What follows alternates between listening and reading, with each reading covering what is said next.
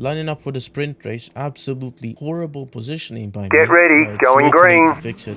As the lights are about to come on, we rev up our engine, we get ready. Lights come on.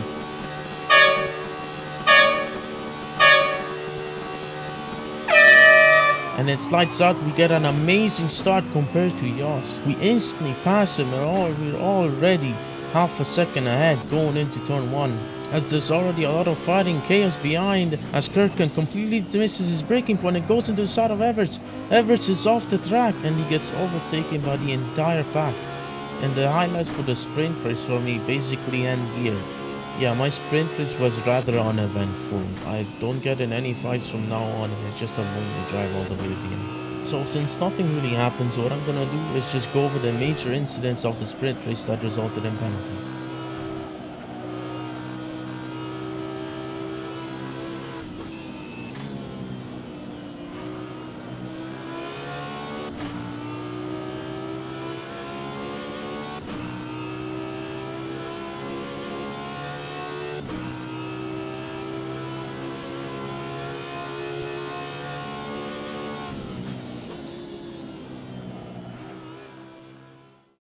Jay Kirkham is awarded a 5-second penalty for causing a collision with Jos Everts and Auger Rimkunas. As entering turn 1, lap 1, Kirkham severely misjudges his braking point whilst trying to battle Enzo Mancinelli. Kirkham collides at significant speed with the side of Everts' car, which in turn sends Everts into the side of Rimkunas, sending both cars down the field.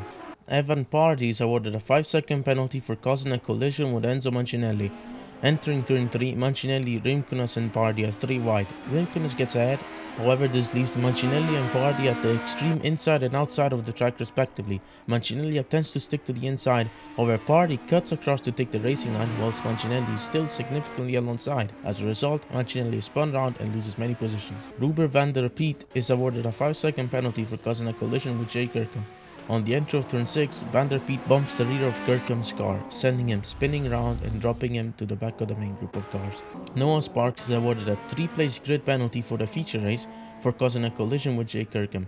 Exiting turn 13, Sparks fails to slow for turn 14 and hits Kirkham in the rear, spinning both cars around. And lastly, Alex Kwanzaa is awarded a 3-place grid penalty for the feature race for causing a collision with Dietli van Dam. Kwanzaa spun on the exit curb of turn 10 and came to a standstill halfway across the curb. Kwanzaa attempts to rejoin the race, however rejoins the track dangerously, almost hitting Jay Kirkham and driving to the path of Dietli van Dam, giving both cars significant damage. And that's all the major incidents that happened this race, as we go back on board with me to cross the line and win the sprint race with a lead of 8 seconds over P2, a much better result than last week's sprint race.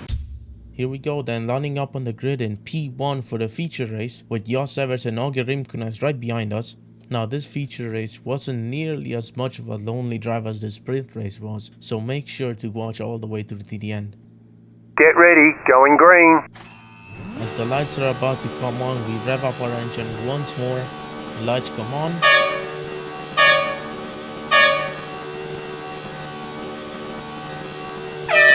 And it's lights out and we once again get a very good start compared to everyone else. Yas is absolutely left in the dust by Auger behind us, however we already have a nice gap going into turn 1. Now braking for turn 1 I need to be really careful as the tires are absolutely ice cold. Whole lot of racing behind us as the pit lane starters are allowed to go. Making our way down to turn 3, I weave as much as I can to get as much heat as I can into the tires. Going into turn 3, we're still looking good.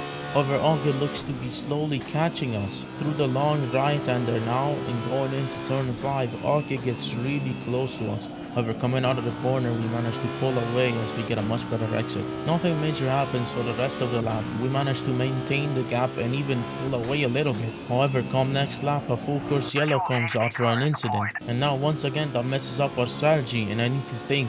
Do I stay out, stay on softs and stay on the same strategy, or do I pit in early, box for fresh new tires and make it all the way to the end? Going down the main straight, I see many of my rivals behind pitting in for fresh tires, and that tells me I should probably pit in next lap too. And so that's what I do. Next lap I come into the pits and box for fresh tires. And having learned from my mistake in last week's feature race, instead of pitting for mediums, I pit for a set of hard tires, since my goal is to make it all the way to the end on this set of tires, and there's still a long way to go. However, the problem now is that I pitted one lap too late, which puts me at the back of the pack, and that might cost me dearly come the end of the race. But now, on to the restart.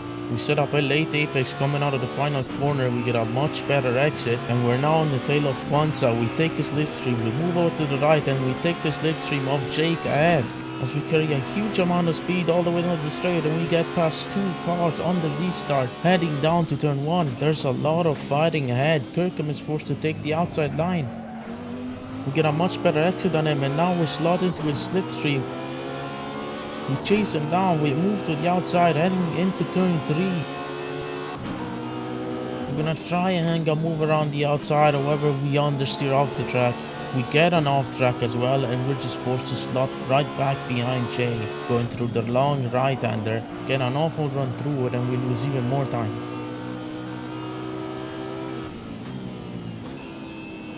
Coming out of turn 6 now, we're following the huge pack of cars ahead of us. The Toyota of Agatino Bivona goes off, however he rejoins the track safely.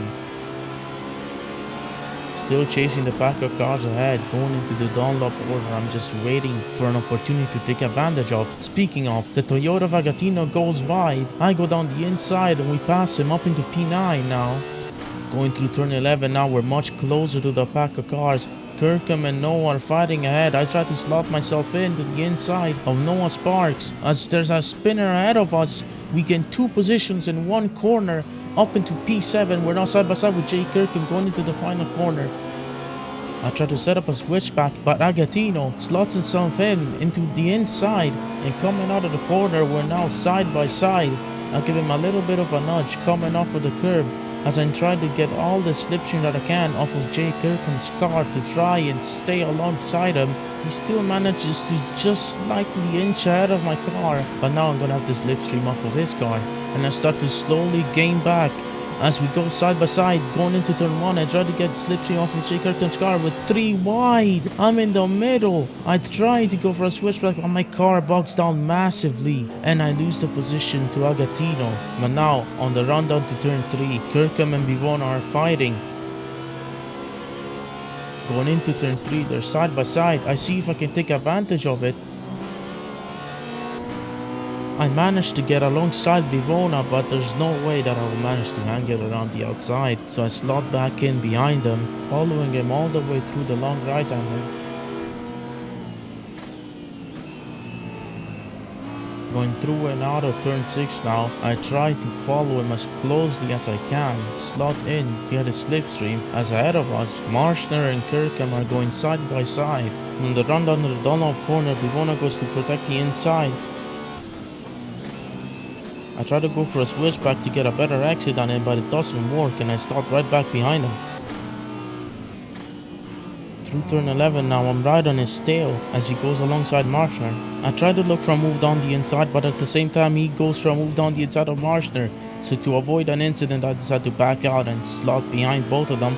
They are now side by side, heading into the final corner. I try to set up a late apex to get a better exit than both of them. Bivona tries to set up a switchback, and coming out of the final corner, Marshner gets a huge snap of oversteer, bounces over the sausage curbs. Bivona gets past him and moves up into P5, while I now slot behind Marshner to try and get his slipstream. All 3 of us weaving down the straight to try and stay in each other's slipstreams. I get close to Marshner, I pull out alongside, going down towards turn 1 now. I get past Marshner, I try to look for a move down the inside of Bivona. I almost get alongside him, but I slot back behind him. Marshner tries to look for a move around my outside, but fails. We're up into P6 now, chasing Bivona on the run down to turn 3. Fast forward to the end of the lap, we've caught up to Kirkham and Party ahead fighting, going into the final corner. I try to get a better exit on Bivona, who gets a massive snap oversteer, bouncing over the curbs. I slot in behind and get his slipstream.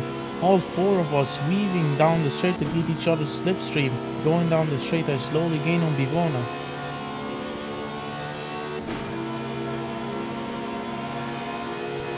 Moving over to the inside, I'm now side by side with him on the run down to turn 1. Ahead of us, Party and Kirkham are also side by side, braking for turn 1 now. We're somewhat equal. However, I have the inside line. He tries to go for a switchback, but I have a way better exit on him, finishing the overtake and moving up into the top 5. After chasing each other for the remainder of the lap, we now skip over to the end of the lap. Going down the main straight, I'm chasing Jay Kirkham, getting into his slipstream. I move over to the inside.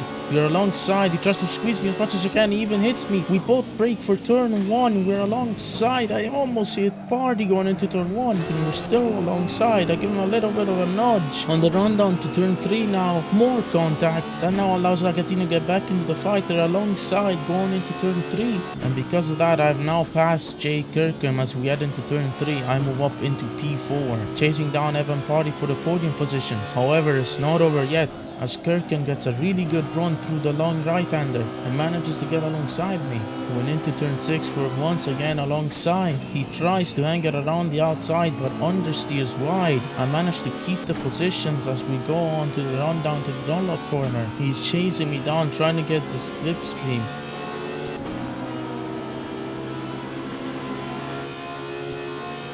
Going into the Dunlop corner now, gets even closer and almost even bumps me at the apex, so we managed to get through it, and for now we seem to be safe. However, we skip to the next lap, and coming out of the final corner, Kirkham has a way better exit than me, and going down the straight I try to weave to break the toe. I leave a gap open on the inside line which he takes, but I brake way too late, almost take Party out.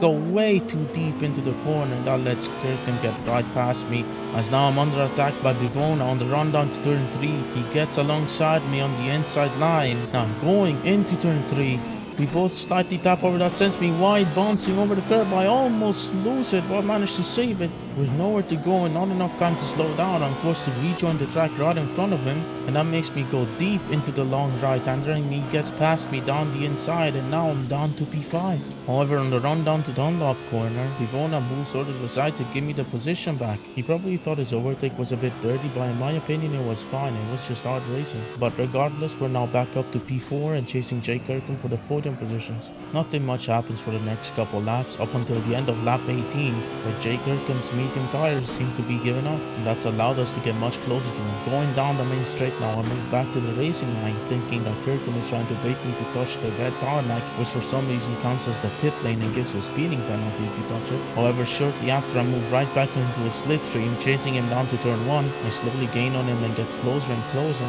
I move over to the outside and braking for turn 1 now. We're alongside. I try to hang it around the outside, but he just about inches ahead of me. But now again in his slipstream, through the right kink, I even go over the grass. We're alongside now. I'm on the outside.